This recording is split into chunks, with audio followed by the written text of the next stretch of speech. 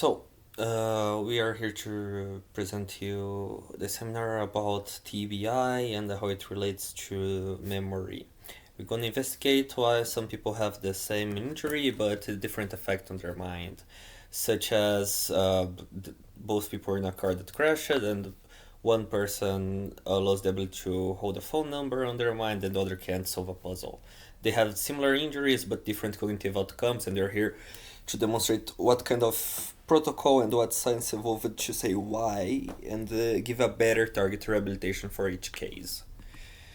So this is the outline of our presentation. You will learn a lot today.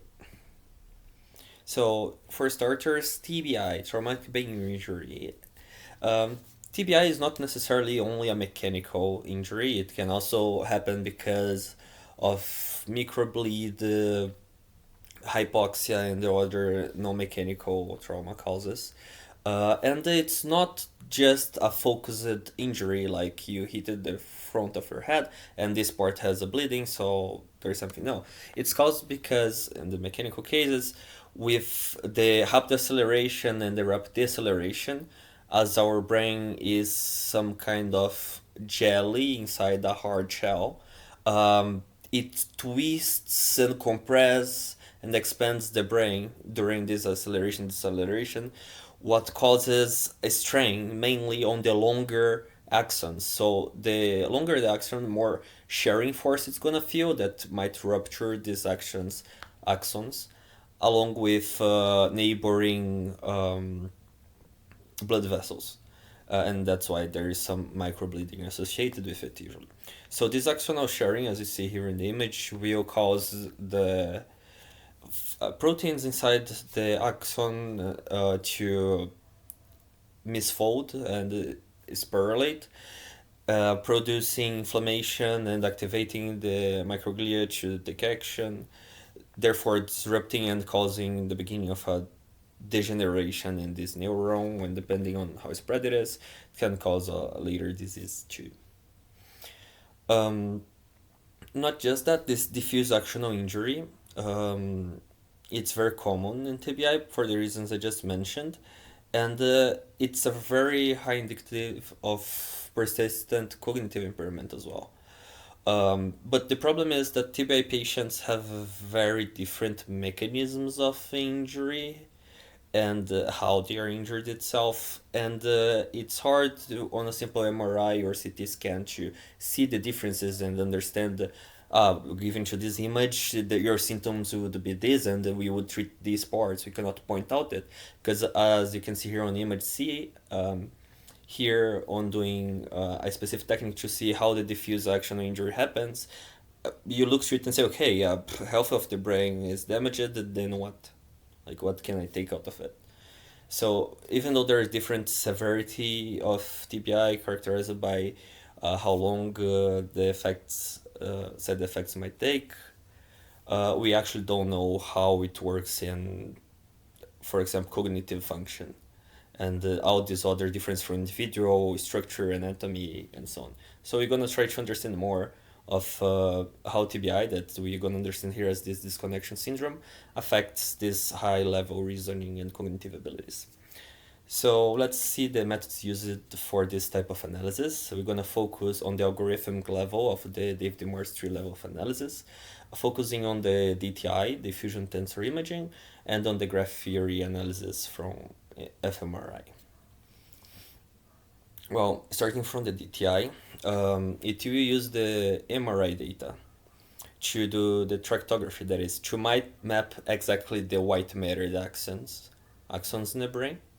And we will do that using the water diffusion tensor as a proxy data, that basically we assume, there's lots of assumptions in this, that the most of the axons are going parallel in the same direction and not crossing each other all the time, so that in this case that they're a bundle of axons together, the water would flow anisotropically, so it would flow in the direction of the axon, very biased toward that direction. And we use that to map how the white matter is distributed in the brain.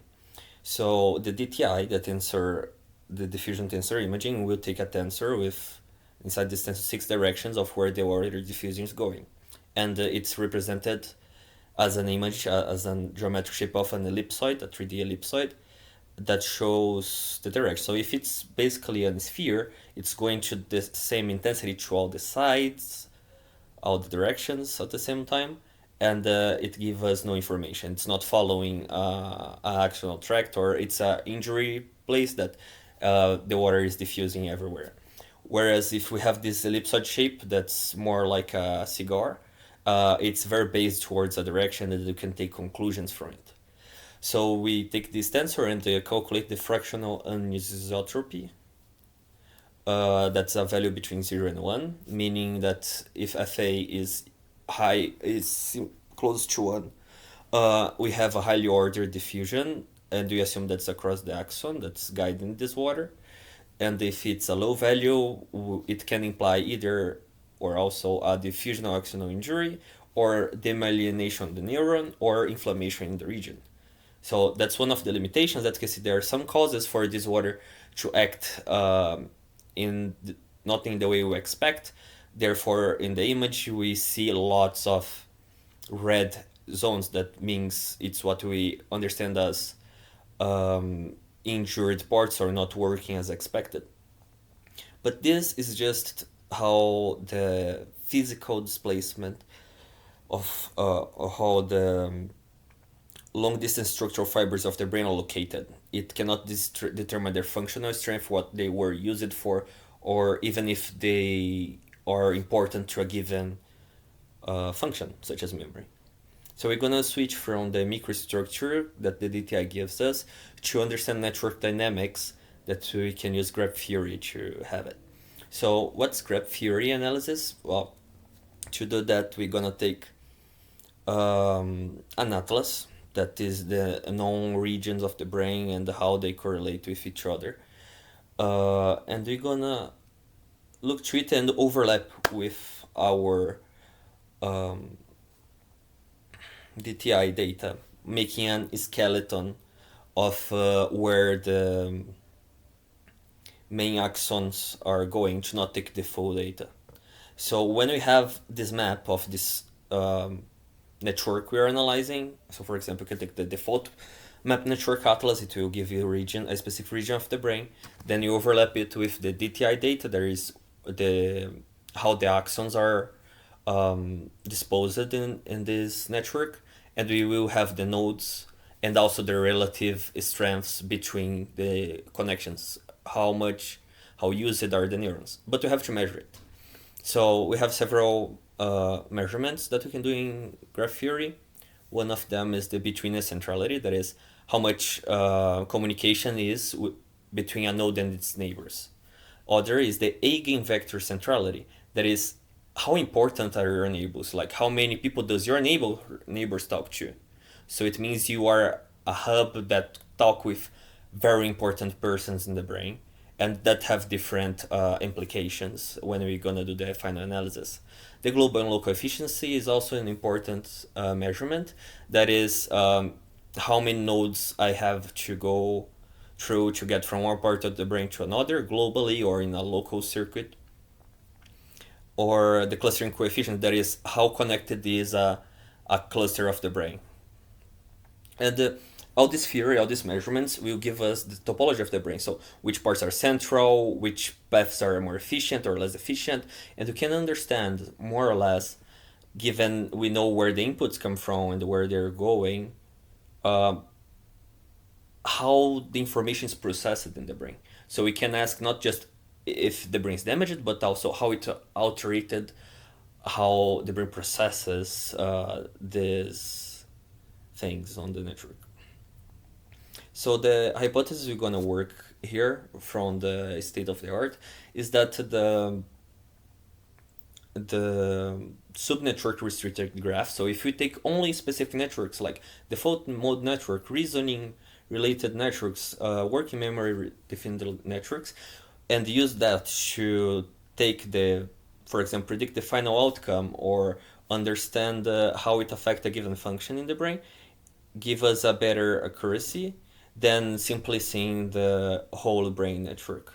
So, in summary, being very specific, the disruption of the efficiency of these graph networks within the memory subnetwork will predict the deficits that appear after TBI more accurately than if you look at to the brain as a whole network.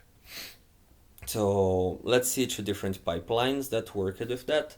The first one used the FA map, so the fractional. I forgot what the FA is. A second. Fractional anisotropy. So the map of how the water moves in the brain is estimated using the tract-based skeleton statistics. So we put the FA data of the whole brain, and they only use it on the skeleton of the uh, regions of interest of the brain. So we took some controls, people without the damage, to record how would be the normal network, and then we use these masks for sampling the FA in these regions of interest. Then we have this adjacency matrix, matrix full of the values of the FA values and the sports. And we can use the graphic metrics, the values we talked a while ago, to get this summary statistics from each part of the brain, each one of the nodes, and each one of these regions of interest. And then it's used some machine learning model to classify if this given data set, this given brain, has suffered TBI or if it's a control subject. And in this case, it was able to diagnose it with 93.4% accuracy. Um, but there was no much specificity for memory, just diagnosing the um, TBI itself. And it's interesting because the between centrality was the most important feature. When you break down the SVM, you can see that the biggest supporting vector, the most important one, was the between centrality. So meaning how connected you are, how much flow passes through you, was the biggest indicator of this is an important part. So let's say if you are in the corpus callosum, that lots of information pass through you from different parts of the brain, and you damage it, you're an important part of the brain, this is an important node. If it gets severed, you're gonna lose function, you're gonna have this long-term effects on your capability to work in different things, not necessarily only memory. And while the global betweenness, the whole brain network was only 25%. So it's interesting to see that the local one is more important. Whereas when we look to this, we can understand that the eigenvector centrality is something different. Because as you can see here on the D part of this figure, when the siding clusters, you can see here, are with some disconnections between them, the eigenvector centrality diminishes because the neighboring neurons, this, and this, have less connections now. So they are less able to disperse information. So your eigenvector centrality diminishes. When all the neighboring neurons are connected to all of them, we have a higher eigenvector centrality. But if the third order neighbors, so if the other neighbors here are not connecting between themselves, it doesn't change this measurement.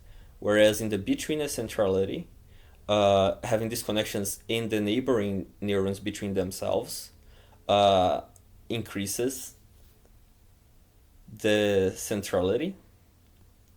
Whereas when you have no disconnections is an average level of betweenness centrality, and the lowest one possible is when you are very disconnected from your neighbor, so there is less information passing through you.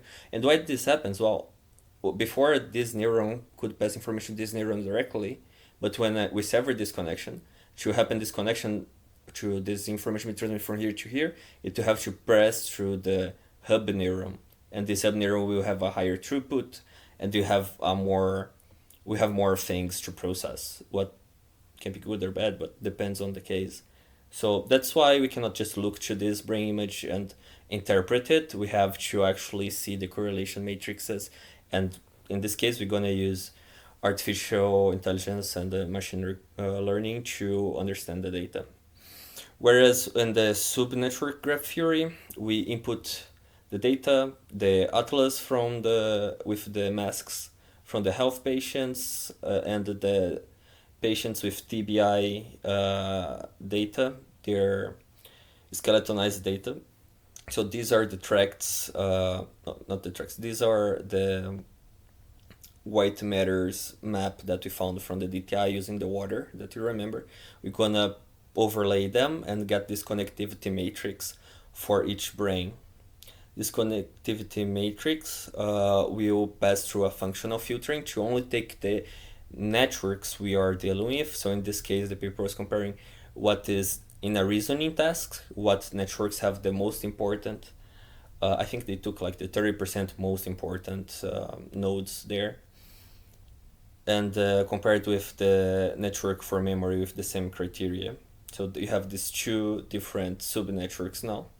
And with these two different subnetworks, we take the graph theoretical measures, the measures we talked about before. With this data, we use it as a feature to make analysis and predictions. So we can use the statistical correlation, the regression to a given test we did with the patient, or to try to predict how the disease will develop or how the treatment would be. And having these data sets and these trained networks, we would be able to predict it better. So what they found was that the network for working memory performance and the network for reasoning performance have an asymmetrical dissociation. What does it mean? Well, if there is damage to the working memory subnetwork, so if their metrics are generally lower, if they're more disconnected because of this diffusional actional injury, the patient will, this network will show that the patient will suffer both in the memory and reasoning tests. They had standardized tests to test reasoning and memory games on the phone that you go there and get a score. So they trained an artificial network to predict your score that you'd have, and it always predicted that if you have damage to the working memory subnetwork, your memory score and your reasoning score would be lower. Whereas, if you have damage specifically to this reasoning network, if you only have damage in this network, well, it have zero significant correlation with memory performance, and it only predicted lower scores to the reasoning tests. So it shows that there is a hierarchical bottleneck, that the working memory is a foundation for all the higher cognition, such as reasoning, and that the superior predictive signal comes from the subnetworks, because you are able to filter to the specific circuit and can make more deep inferences from this data, such as what this connection hub was important in this specific task, and from that we can make these very specific predictions, but not only your score, but we can also do that to a data set of recovery time, or we can test it across different individuals in a trial and make specific treatments. But let's talk about the limitations of the studies we reviewed. So the cohort of patients, it's very heterogeneous, as we said in the beginning. The patients are different across, the lesions are different, the causes are different, the The time between the lesion and the experiment is wide, vary a lot, so we don't know how much neuroplasticity happened and what can be changed between these times. So our inferences don't take in consideration this part that can change the causation of the data we saw. Whereas all this data was taken at group level, so this inference is about a higher score or lower score is an average across the group, not individual level predictions.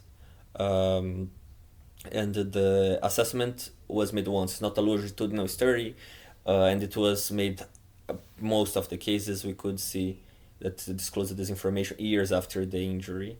So it's a one-time point. We cannot give a causal claim on it, but correlation is there, and it opens new possibilities. And the other thing that it's interesting that this method completely focuses on the white matter, but it neglects the gray matter. So if there was a very hard trauma that got to make damage on the gray matter itself, on the somas, this method don't take it in consideration, and the network we suppose that it wouldn't work as well because this damage is connected to other neurons and other networks, and this is not being taken in consideration. So the takeaways from our presentation today is that two different people can have two similar injuries and totally different functional outcomes because their brain size and shape differs, their wiring differs, and it causes a different neural damage even though the injury was similar. But using the methodology we discussed, we can take the water diffusion from the FA and use it to map the axonal damage where the axons were severed and how their strength got affected by this accident and by this injury. And then by comparing this data with plain atlas of control subjects, we can determine these regions of interest for a given function subnetwork of interest using the masks. And by having the fMRI data to determine the nodes of this, the nodes and the weights of the connections of each one of this subnetwork, we can compute the graph metrics that can be used as features to analyze the damage in several different ways. So the practical implications of this information we can get from the brain that cannot be easily seen on fMRI or on the CT scan is that it allows for triage and resource allocation based on this severity or predicted long-term functional outcome.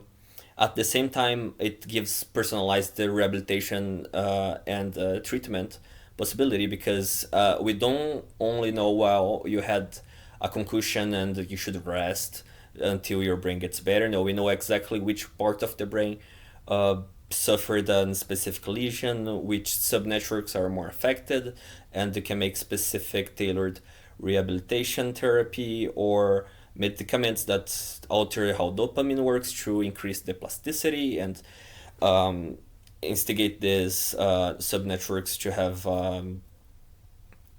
more widespread rehabilitation in a shorter term. And also, obviously, for the family and for the patient, we can predict and with a certain database guess the functional outcome in a given injury. So these two people would go to the hospital, make the exam, and say, well, your subnetwork of memory and of I don't know, reasoning are intact, but your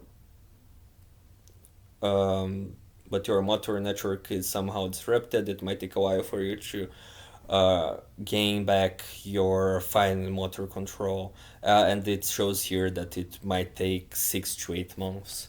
So it gives more certainty to these patients, and that's all due to being able to infer functionality from the brain images we can get. That maps exactly to how these long wires would be severed during injury. That it's an amazing outcome for people that suffer from them that are not blind anymore to what's going on and what they can do about it. So thank you.